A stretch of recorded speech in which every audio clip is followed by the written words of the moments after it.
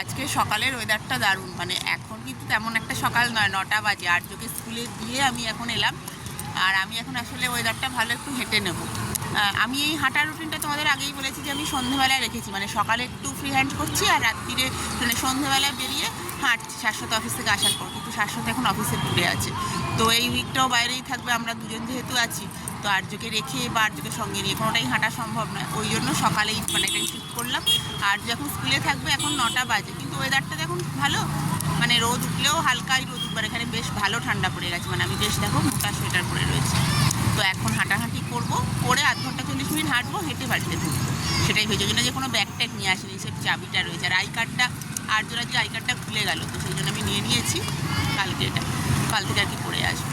চলো তোমাদের ওয়েদারটা দেখাই, চারপাশটা দারুণ লাগছে, মনে হচ্ছে সকালে 7টা বাজে। এই হচ্ছে এখন আকাশের অবস্থা। দূরে দেখো পাহাড়টা পুরো কুয়াশায় ঢাকা।